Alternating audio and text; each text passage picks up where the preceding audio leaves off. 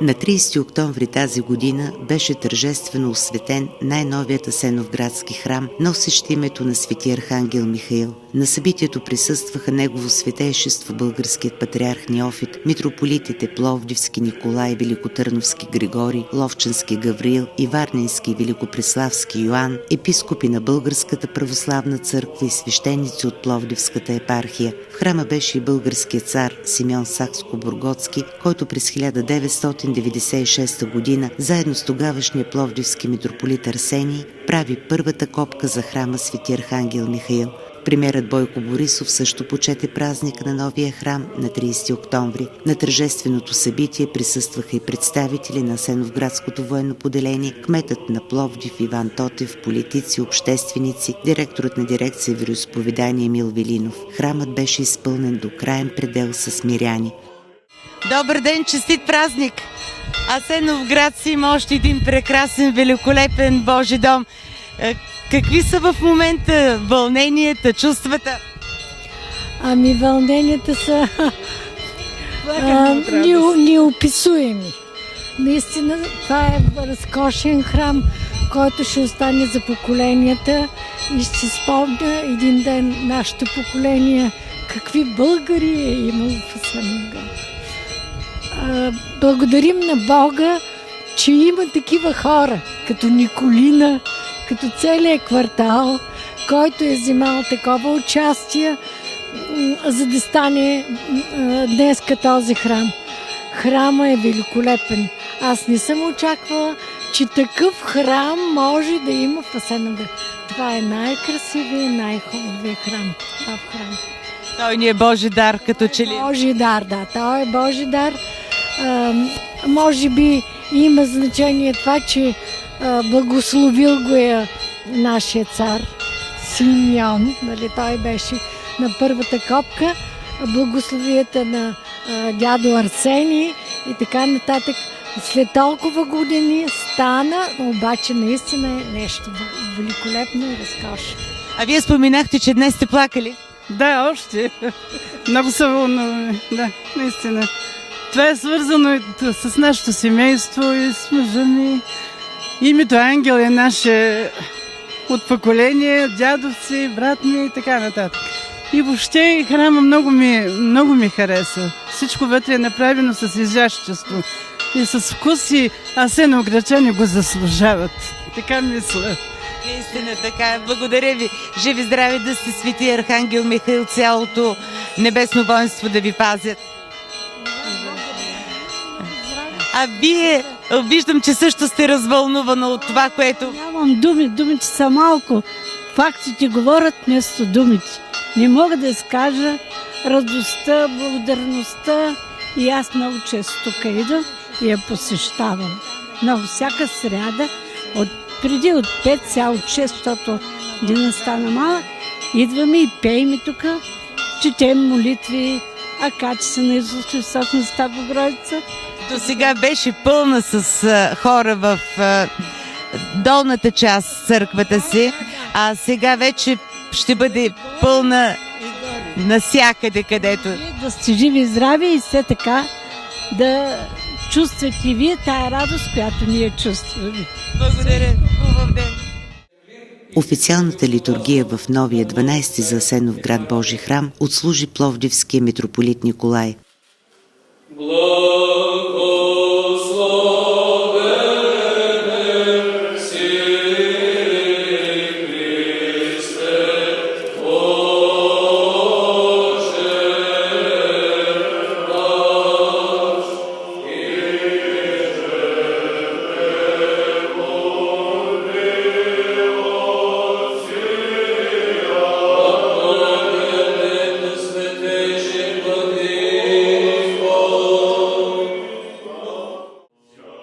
Храмът Свети Архангел Михаил е интересен с това, че в него има 3 проскинитария на Свети Георги Победоносец, на Свети Фанурий и на Свети Архангел Михаил, които заедно с иконостаса и троновете в храма са изработени в Гърция.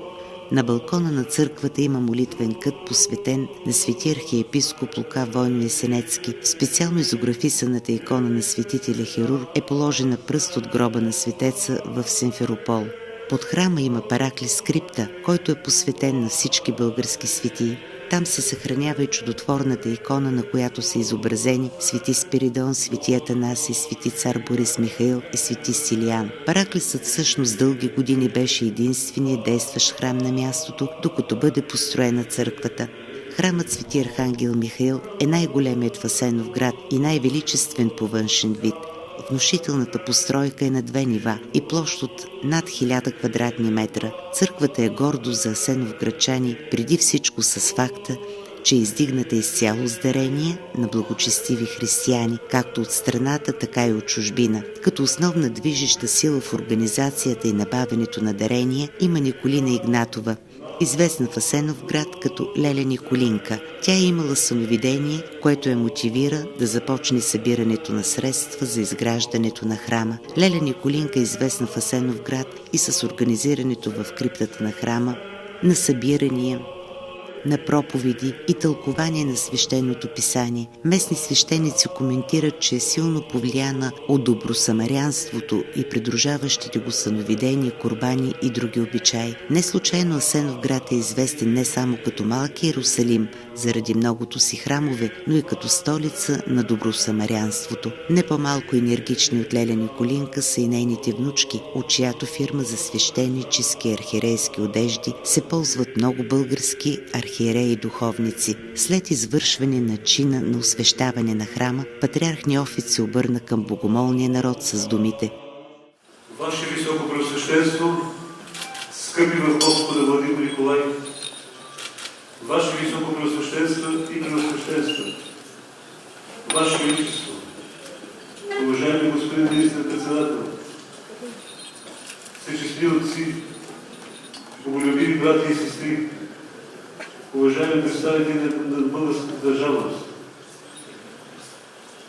Въздигането на Божий храм винаги е било повод за искане на радост, за църковната общност и за цялата църква.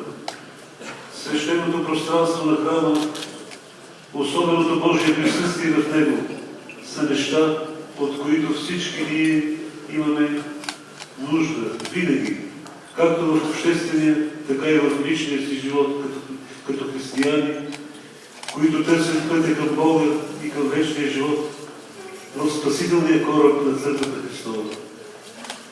Ето защо и в историята на нашия православен народ е толкова силна традицията на храмостроителството. Още в началото на далечното 9 столетие първият Христов мъченик от българския род, княз Свети Боян Ендравота, беше изрекал знаменитото пророчество, че вярата, за която той отдава живота си, ще се преумножи в българската земя, както и че навсякъде из нея ще се издигнат храмове на истинския Бог, в които чисти свещеници чисто ще служат на чистия Бог. Ето, че с радост ние виждаме как това пророчество се изпълнява и днес, в началото на Третото хилядолетие, защото българската земя продължава да се изпълва със свети храмове, защото храмът е наш общ дом, дом за молитва и общение с Бога и всички Негови светии. С всички онези около нас, с които споделяме общата си православна вяра в Христа и Исуса и явеното от Него спасение на човешкия род. Затова и всички ние днес сме толкова щастливи да споделим радостта на този град и на богохранимата Пловдивска епархия, радост от освещаването на новия благолепен храм, посветен на небесния архисветик Михаил, в който всекидневно ще се възнасят молитви и ще се извършват богослужби за прослава на Божието име, за възрастване на Христовата църква и за вечно спасение на онези, които търсят прибежище от бурите на този век. Всички ние, които сме се събрали тук, добре знаем колко много молитви и време и усилия бяха необходими, за да се стигне до освещаването на този храм. Знаем и колко много дарители, всеки от тях според възможностите и силите си, допринесоха за довеждането до успешен завършек на това богоугодно дело. Всички тях църквата ни винаги ще има в молитвите си и ние вярваме, че техните имена вече са написани на небесата. Независимо дали някой е отдал средства или с уменията си, или със собствените си сили е допринесъл за градежа и за украсата на този величествен Божий дом. Надяваме се и вярваме, че въздигнатият с толкова много молитви и старания храм ще бъде истински притегателен център за православните християни от региона и от цялата ни света православна църква, защото примерът на благочестивите православни християни от Асеновград трябва да намери отзвук навсякъде, да стигне до всяко вярващо сърце и да насърчава всички към още по-голяма ревност по Божия дом, който е църква на живия Бог, стълб и крепило на истината. Надяваме се и вярваме, че и този нов храм ще закипи с богат пълноценен духовен живот, начало с определеното боголюбиво духовенство, под отеческото духовно и административно ръководство на нашия обичан в Христа събрат Пловдивския митрополит Николай, който полага неуморни архипастирски грижи за църковния живот и духовния възход на повереното му от Бога паство и с ревност следи за благочинието и въздигането на богохранимата и богоблагословена Пловдивска епархия. Божието благословение и небесната закрила на светия Архангел Михаил да бъдат със всички нас. Честит новосветен храм за много и благословени години. Слово след извършване на чина на освещаване на Божия храм произнесе и пловдивският митрополит Николай. Извършихме току-що свещения чин на освещаването на този нов храм, посветен на светият Архангел Михаил. Още един дом на нашия Господ Исус Христос издигна в богоспасения град Асеновград, в нашата епархия и в нашата страна. Току-що ние призовахме Светия Животворящ Дух да слезе и изпълни тази сграда. И Той вече е тук. Светия Дух е с нас и в нас, сред нас и около нас. Всички, които имат духовна сетивност, го чувстват.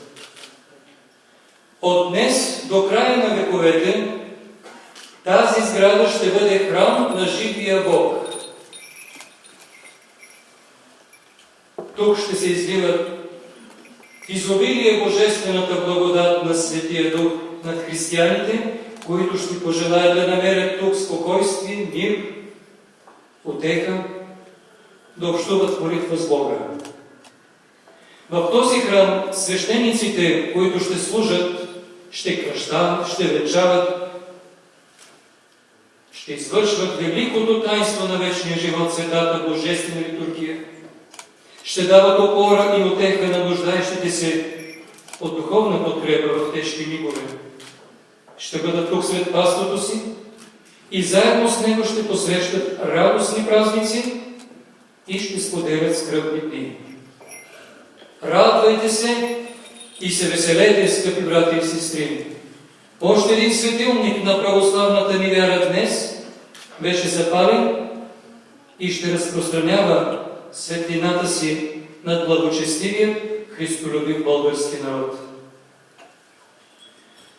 Храмът, който осветихме току-що, е посветен на свети Архангел Михаил. Ние всички знаем кой е той. Свети Архангел Михаил е седял от дясната страна на Бога в момента на сътворението на света. Той е видял как се разделя светлината от тъмнината, как се надига земната твърд, как се излива първият дъжд, как порастват първите треви и цветя, първите птици запяват и първият човек вдишва дихание за живот. Първи пратеник на Бога, свети Архангел Михаил, е оглавил небесното ангелско войство, с което светият архистратик Божий води битка срещу поднебесните сили на злото. Тази битка, тази война не е започната от ангелите. Тя е започната от злото, от демоните, защото е нападнал първо в момента човека, когато е бил изкушен. От този момент светият архистратик Михаил предвожда сонма на нашите небесни защитници. Предвожда ангелското войство, което отбранява, бори се и страда за всяка човешка душа. Като се бори за нас, срещу демоните, които ни нападат, които ни изкушават. Свети Архангел Михаил ще бъде начело на небесното войство и в последния ден, когато окончателно ще бъде разгромен сатаната и неговата шайка. И забележете, въпреки че води битката свети Архангел Михаил, не е символ на войната, а е символ на мира. Той е символ на мира, който може да е истински и траен, само ако е основан върху християнските ценности. Архистратек на мира, първи войн на Бога, който защитава Неговия свят и Неговия народ от нашествениците. Той не е започнал пръв. Той не е нападнал пръв. Той само ни отбранява и в крайна сметка ще победи. Това е абсолютно сигурно. Бог, скъпи мои брати и сестри, във великата си милост е сътворил нас, човеците, свободни. Ние сме свободни да избираме на коя страна да застанем.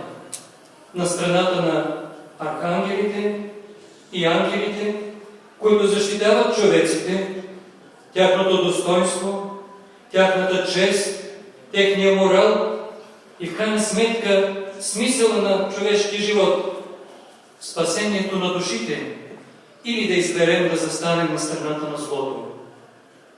Да застанем на страната на онези, които искат да унижават човека, да се гаврят с неговите ценности, да го превръщат в скот и стока, в биологична единица, служеща само за забавление и удовлетворяване на материалните потребности на сатаната и на неговите слуги.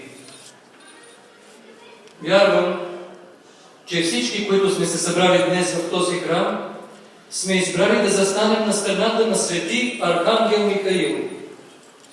Дошли сме да го помолим да ни приеме в редиците на защитниците на човеците Божии, на защитниците на християнския свят, на християнският мир. Вярвам, защото знам, че всеки, който е дошъл днес тук, не е дошъл случайно. Дошъл е, защото вътрешният му глас го е посъветвал да дойде. А вътрешният му глас му е дал такъв съвет, защото този вътрешен глас не е нищо друго, а е призивът на свети Архангел Михаил, покровителят на този величествен храм. В словото си пловдивският владика специално благодари на министър-председателя Борисов за подкрепата, която оказва на храмостроителството у нас, а в обращението си към патриарха, пловдивският митрополит нарече негово светейшество ангел на Българската православна църква на земята и му пожела здраве, бодрост и сили. Митрополит Николай връчи на премиера Борисов икона на свети Архангел Михаил. Същия дар поднесе и на цар Симеон Сакскобургготски. Негово светейшество българският патриарх Неофит е сред нас. Ваше светейшество, позволете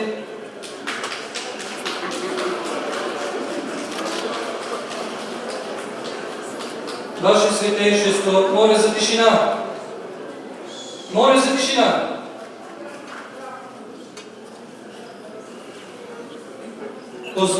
Позволете да си спестим обичайните славословия.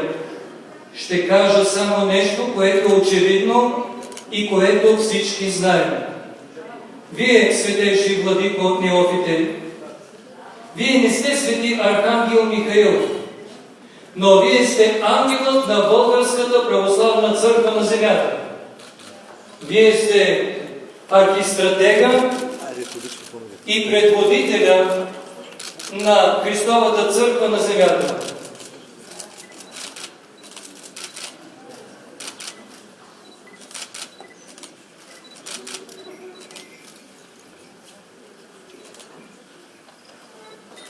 Добре дошъл, господин министър-председател.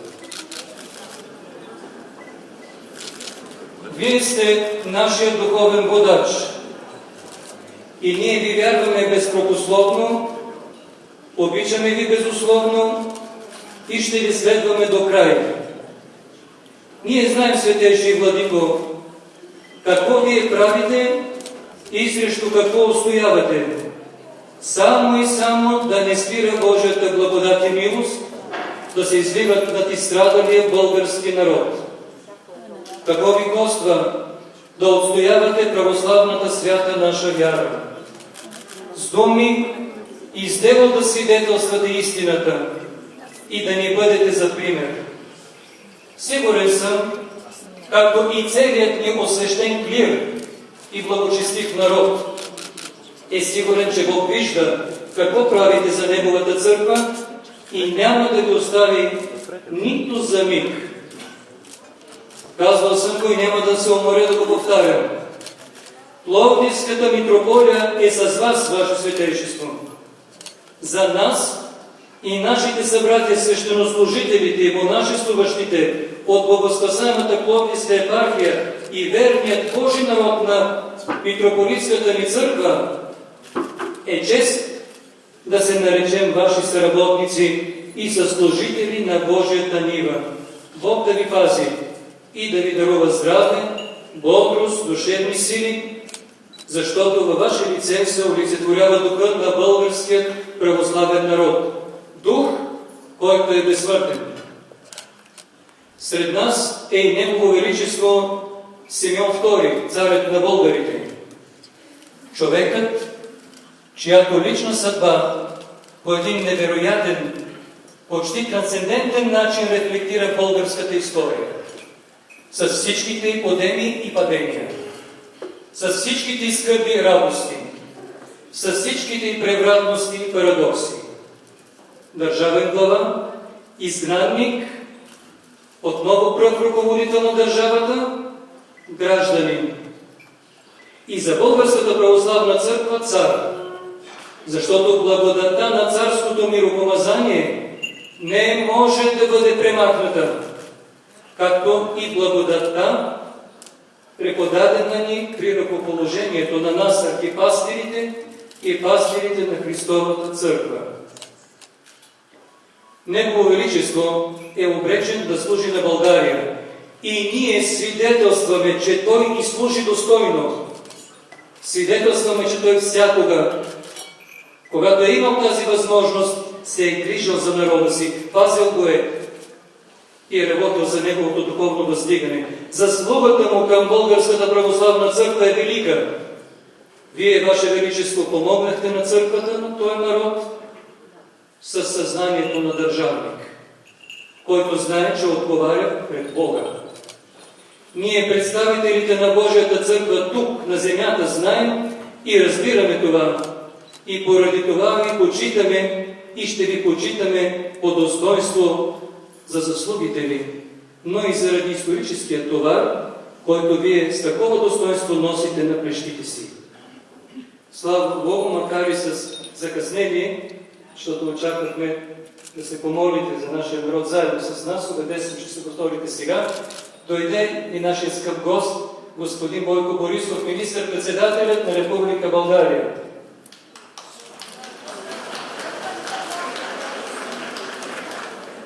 Какво да кажа?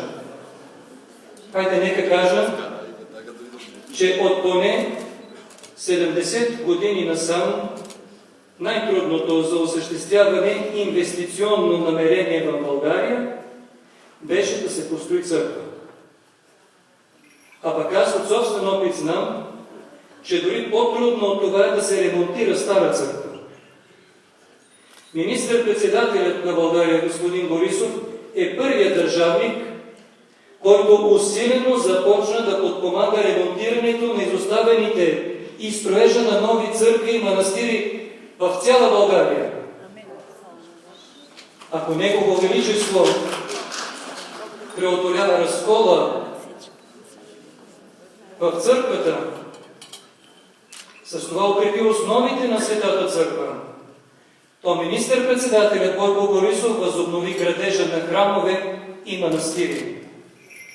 Господин Борисов, ние няма да забравим думите, които веднъж при освещаването, защото ние следим вашите изяви и вашата дейност, се молим Бог да ви дава сили да ги осъществявате. При освещаването на църквата в квартал Владая, на което вие присъствахте и заявихте чрез медиите на целия български народ, строителството на църкви е елемент от националната сигурност на България. Това са вашите думи. Да, така е. Хвала и чест на държавниците, които осъзнават това. Още докато не е късно. По повод освещаването на църквата, премиерът подари на храма нова църковна утвар за богослуженията, а църковното настоятелство на новия Божи храм дари българският патриарх Неофит с одежди, изработени от внучките на Николина Игнатова, а така също и с икона на предводителя на небесното ангелско воинство архистратига Михаил. От името на църковното настоятелство на храма благодарности към патриарха, царя, премиера, клира, дарителите и всички присъстващи изказа Николина Игнатова, тя изрази своята радост от съградения Божи дом и готовност за започване на строеж на 3 параклиса в двора на църквата.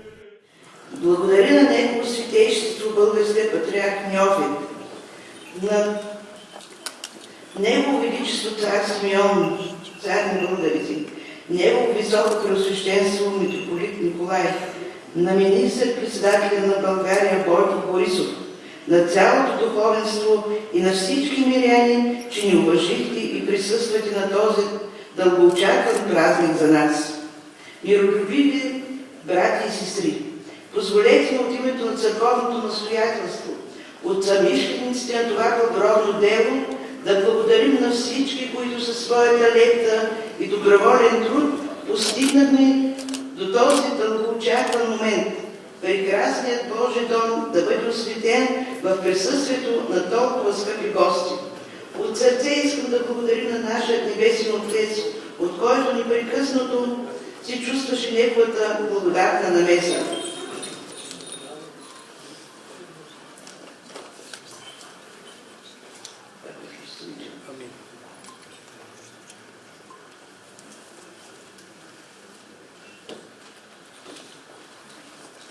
Бог ни показа, че в момент на икономическа криза, когато чисто и искрено се молим и искаме, ще ни се даде. Вярвам, че мнозина се спомнят горещия ден на 10 юни 1996 година, когато покойният митрополит Арсений и Негово Величество нашия цар Симеон направиха първа копка и се пожелаха да бъдат на Неговото откриване. И ето, че дойде този благословен и щастлив ден. От тогава минаха доста години на безброй пречки и трудности, но както знаем, златото се изпитва чрез огън, а угодните Богу души в горнилото на унижението. Вече 12 години се служи в криптата на всички български светини. В храма се води активен живот. Всяка сряда вечер от 8 години идват благочестиви християни, чете се житието на Светия за деня, акатисти. Развива се голяма благотворителна дейност. Всеки месец се слушват бдения, на които много християни от Пловдив и София присъстват. Сега, ако Бог благоволи и благослови, сме готови да отпочнем строителството на предцърковна сграда, параклис на Свети Серафим Саровски и две малки парахища на Свети Николай и Свети Архангел Гавриил. Надяваме се пак, че ще се отзоват християни да подкрепят и това дело. В заключение искам да кажа: благочестиви души, нека ви е 100 пъти благословен и приет от Бога и Свети Архангел Михаил дарът и вложения труд в този боголепен Божи дом. Вашите имена са записани в книгата на живота, но въпреки това и ние ги записваме в книгата на храма за спомен на идните поколения. Дай Боже храма на Свети Архангел Михаил да бъде залог на християнската любов и мир, да бъде източник на благословия, радости и щастие за всички православни християни, които пристъпват с вяра и любов в Него. Амин. За апостолската си самоотверженост Николина Игнатова беше удостоена от митрополит Николай с орден Свети апостол Ерм първа степен. Българската православна църква, Пловдивска света митрополия, удостоява госпожа Николина Костадинова Игнатова с орден Свети апостол Ерм първа степен за заслуги в делото на Светата Пловдивска епархийска църква, титулство и съдействие за построяването на храм Свети Архангел Михаил в град Асеновград. Пловдивски митрополит Николай. Решение на Пловдивският епархийски съвет, протокол номер 13 от 19.9.2016 година, орден номер 22. Честито!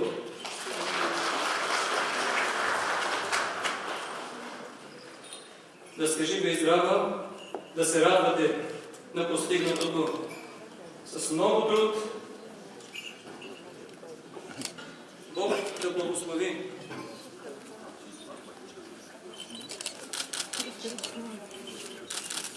С благодатно дълголетие и много още радости и удовлетворение. Тържественото събитие завърши с многолетствие.